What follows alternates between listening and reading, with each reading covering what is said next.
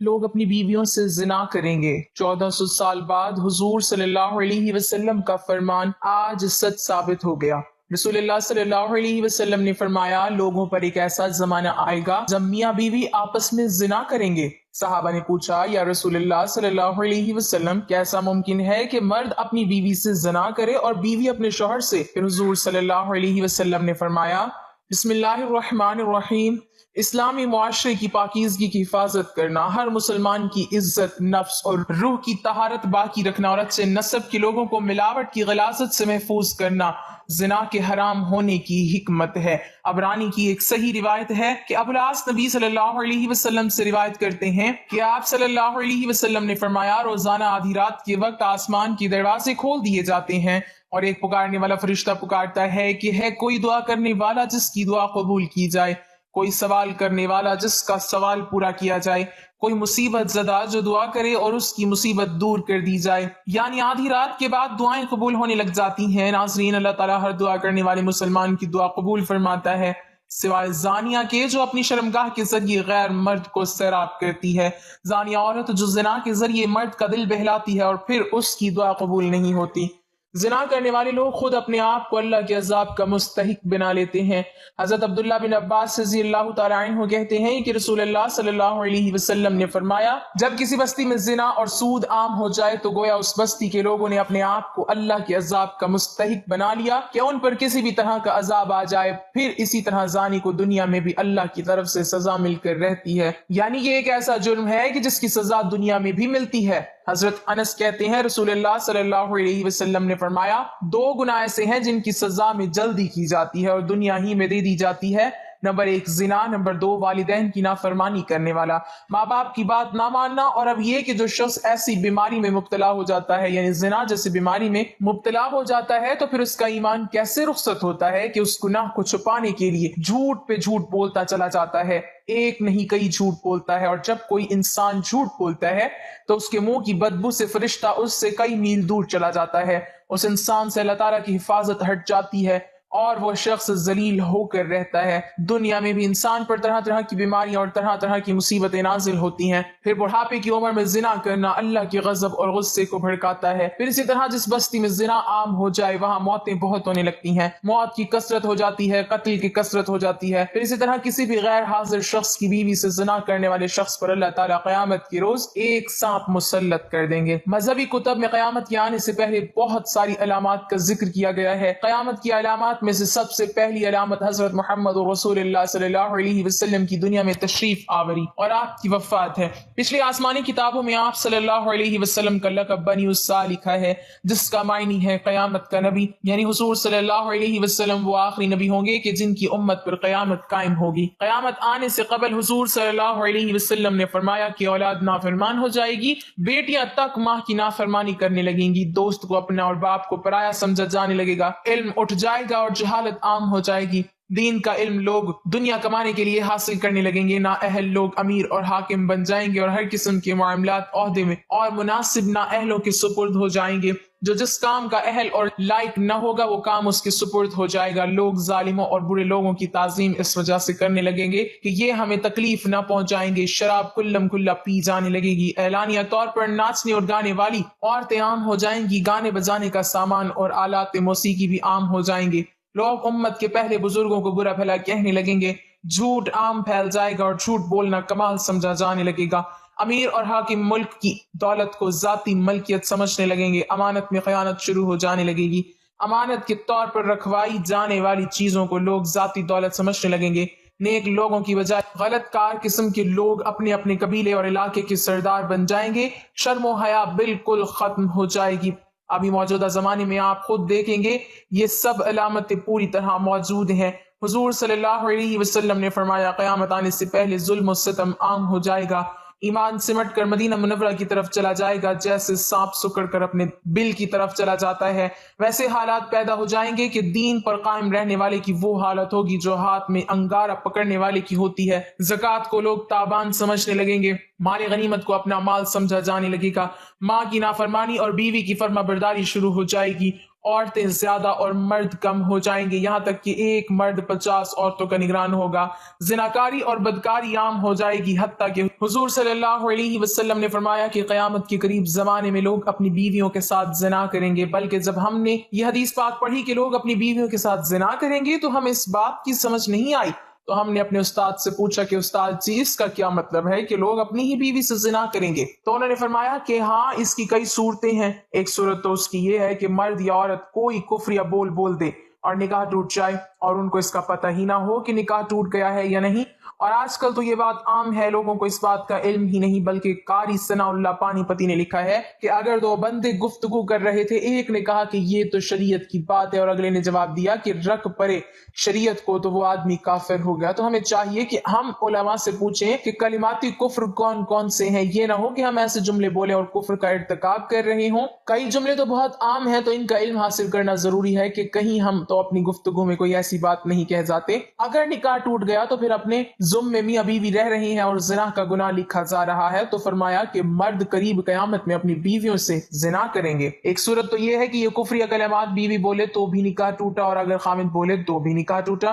اور دوسری صورت ایک دوسرے کے ساتھ بحث، اور یہ تو ہر گھر کی بات نظر آتی ہے۔ جب شادی ہوئی تو میں بولتا تھا اور بیوی سنتی تھی، اس نے کہا پھر بچے ہو گئے تو بیوی بولتی تھی اور میں سنتا تھا، اس نے کہا پھر ہم دونوں بوڑھے ہو گئے، ہم دونوں بولتے تھے اور محلے والے سنتے تھے۔ بڑھاپے میں بحث اور زیادہ تکرار ہو جاتی ہے، اور اس میں ہوتا کیا ہے، مرد کی زبان میں کنایا طلاق نکل جاتی ہے۔ کنایت کہتے ہیں لفظ تو طلاق والا نہیں بولا، لیکن بات ایسی کر دی کہ مفہوم طلاق والا نکلتا ہے، اس کو کنائے میں طلاق کہتے ہیں۔ اب یہ گناہ بہت زیادہ ہے، غصے میں کہہ دیتے ہیں کہ چلی جا، مجھے تیری کوئی ضرورت نہیں، آج کے بعد اس قسم کے الفاظ جس کا نتیجہ یہ نکلے کہ تو میری بیوی نہیں ہے۔ اب اس قسم کے مسائل کی بھی معلومات حاصل کرنی چاہیے۔ شریعت کہتی ہے کہ علم حاصل کرو، ایسا نہ ہو کہ کنایا میں طلاق ہو جائے، جنہیں پتہ بھی نہ ہو اور وہ ساتھ رہ رہے ہوں۔ اور آج تو یہ حالات ہیں کہ زبان سے طلاق کہہ دیتے ہیں، طلاق ہو بھی جاتی ہے، پتہ بھی ہے دونوں کو، مگر بدنامی ہو جائے گی، پھر میاں بیوی کچے رہ رہے ہیں ایک گھر ایک کمرے میں، تو یہ زنا کر رہے ہیں۔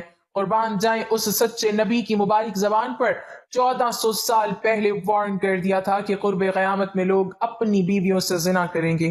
ناظرین، صحیح بخاری کی ایک حدیث کے مطابق قرب قیامت کی ایک نشانی یہ بھی ہے کہ اقتدار غلط لوگوں کے ہاتھ میں دے دیا جائے گا۔ علماء کرام اس نشانی کے متعلق بھی کہتے ہیں کہ آج دنیا بھر کے ممالک کے حکمرانوں کی طرف دیکھیں تو صاف پتہ چلتا ہے کہ یہ نشانی بھی پوری ہو چکی ہے۔ صحیح بخاری ہی میں ایک اور نشانی بتائی گئی ہے کہ قیامت سے قبل لوگ بلند ترین عمارت بنانے میں ایک دوسرے پر سبقت لے جانے کی کوشش کریں گے۔ آج ہم دیکھتے ہیں کہ وہی دور شروع ہو چکا ہے، دنیا بھر میں بلند و بالا عمارتیں کھڑی ہو چکی ہیں، اور جس ملک میں سب سے بلند ترین عمارت موجود ہو وہاں کے حکمران اور شہری اسے فخر کا سبب گردانتے ہیں۔ اور ان جیسی دیگر کئی نشانیوں کے متعلق بھی علماء کا کہنا ہے کہ وہ پوری ہو چکی ہیں، اور اب امام مہدی کا ظہور اور قیامت قریب تر آ چکی ہیں۔ اللہ کے رسول صلی اللہ علیہ وسلم نے قیامت کی نشانی بتلاتے ہوئے فرمایا کہ اونٹوں اور بکریوں کے چرواہے جو برہنہ بدن اور ننگے پاؤں ہوں گے، وہ ایک دوسرے سے مقابلہ کرتے ہوئے لمبی لمبی عمارتیں بنوائیں گے اور فخر کریں گے کہ ریاض شہر میں عمارتوں کا یہ مقابلہ آج اپنے عروج پر پہنچ گیا۔ دبئی میں برج خلیفہ کی عمارت دنیا کی سب سے اونچی عمارت بن گئی،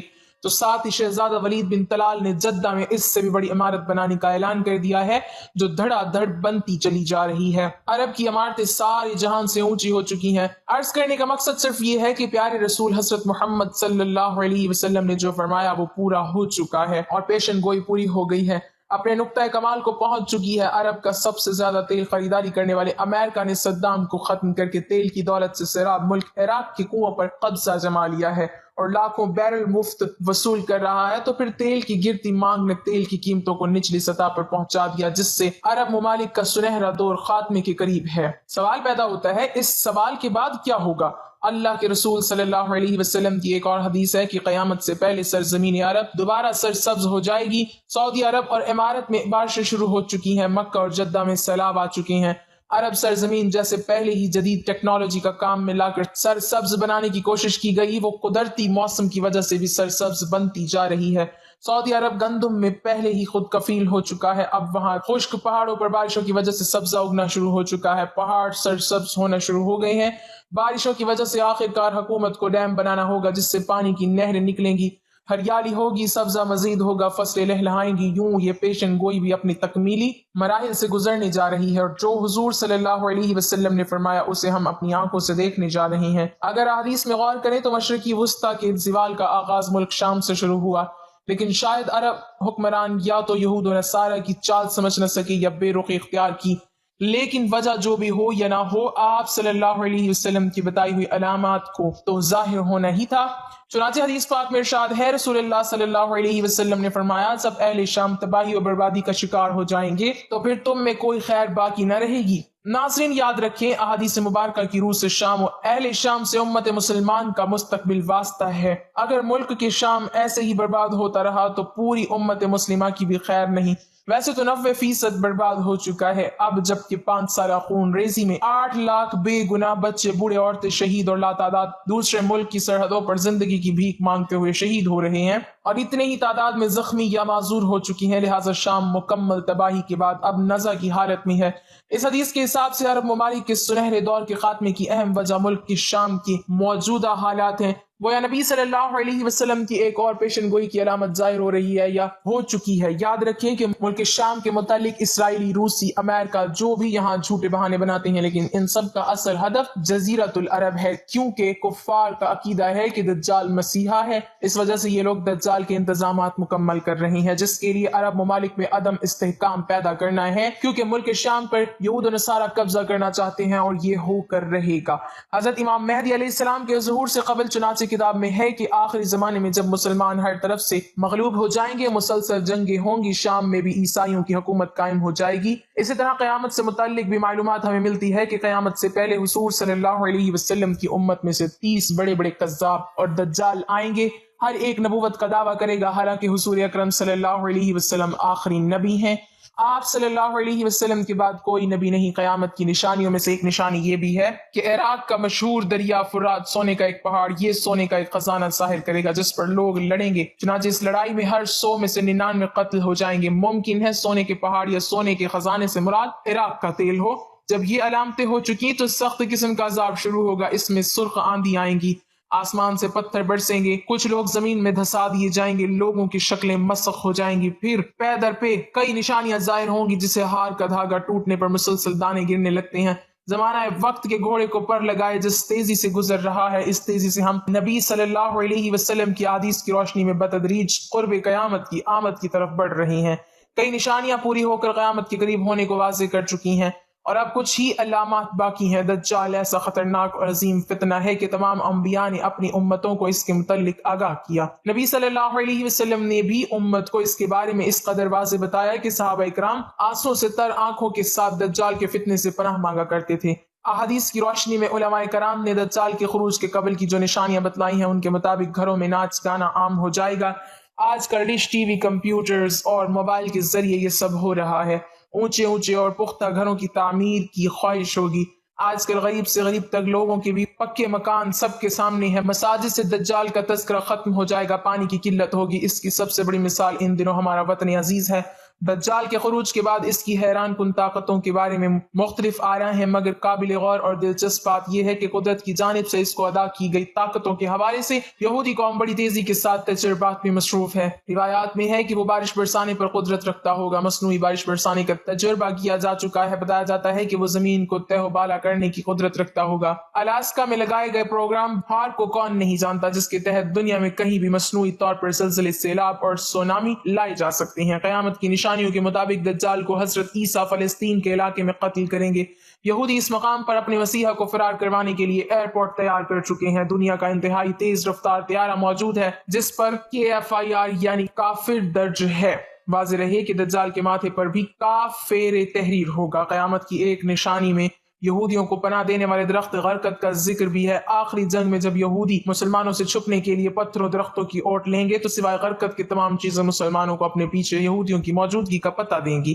اور معروف ملکی غیر ملکی ویب سائٹس کے مطابق یہودی غرقت کے باغات تیزی سے لگا رہی ہیں۔ آخری زمانے میں جب مسلمان ہر طرف سے مغلوب ہو جائیں گے، मुसलसल जंगें होंगी, शाम में भी ईसाइयों की हुकूमत कायम हो जाएगी। उलमा इकराम बताते हैं कि सऊदीया, मिस्र, तुर्की बाकी न रहेंगे, हर जगह कुफ्फार के मुजालिम बढ़ जाएंगे, उम्मत आपसी खाना जंगी का शिकार रहेगी। अरब खिलजी ममालिक की सऊदी अरब वगैरह में भी मुसलमानों की बाकायदा पुर शौकत हुकूमत नहीं रहेगी। खैबर सऊदी अरब का छोटा सा शहर मदीना मुनव्वरा से 170 किलोमीटर के फासले पर है। इसके करीब तक यहूद और नसारा पहुंच जाएंगे और इस जगह तक उनकी हुकूमत कायम हो जाएगी। बचे कुछ मुसलमान मदीना मुनव्वरा पहुंच जाएंगे। उस वक्त हजरत इमाम मेहदी मदीना मुनव्वरा में होंगे।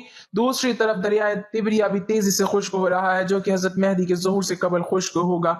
मशरिकी वस्ता के हालात को, खुसूसन मुसलमान और सारी जिंदगी के हालात को देखते हुए साफ नजर आता है कि दुनिया होलनाकियों की जानिब बढ़ रही है।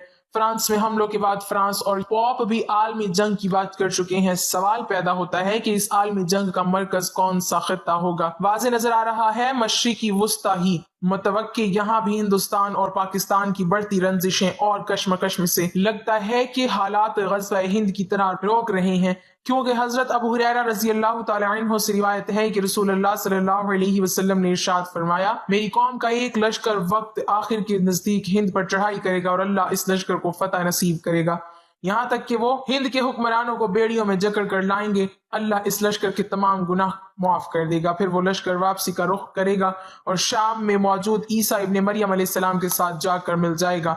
हजरत अबू हुरैरा रज़ी अल्लाह तआला अन्हु ने फरमाया, अगर मैं इस वक्त तक जिंदा रहा तो मैं अपना सब कुछ बेच कर भी इस लश्कर का हिस्सा बनूंगा, और फिर जब अल्लाह हमें फतह नसीब करेगा तो मैं यानी हजरत अबू हुरैरा रज़ी अल्लाह तआला अन्हु जहन्नुम की आग से आजाद कहलाऊंगा। फिर जब मैं शाम पहुंचूंगा तो ईसा इब्ने मरियम अलैहिस्सलाम की तलाश करके उन्हें बताऊंगा कि मैं मोहम्मद सल्लल्लाहु अलैहि वसल्लम का साथी हूँ। रसूल पाक सल्लल्लाहु अलैहि वसल्लम ने तबस्सुम फरमाते हुए इरशाद फरमाया, बहुत मुश्किल आने वाले अदवार बड़े पुरफितना नजर आते हैं। और इसके मुतालिक भी नबी करीम सल्लल्लाहु अलैहि वसल्लम ने फरमाया था कि मेरी उम्मत पर एक ऐसा दौर आएगा जिसमें फितने इतनी तेजी से आएंगे कि जैसे धागा टूट जाने से तस्बीह के दाने तेजी से जमीन की तरफ आते हैं। लिहाजा अपनी नस्लों की अभी से तरबियत और ईमान की फिक्र फरमाइए। मोबाइल की बेजा इस्तेमाल से, देर रात तक जागने, फैशन और यहूदी अंदाज अपनाने से, नमाजों का तर्क करने से रुकिए, वरना आजमाइश का मुकाबला दुश्वार होगा।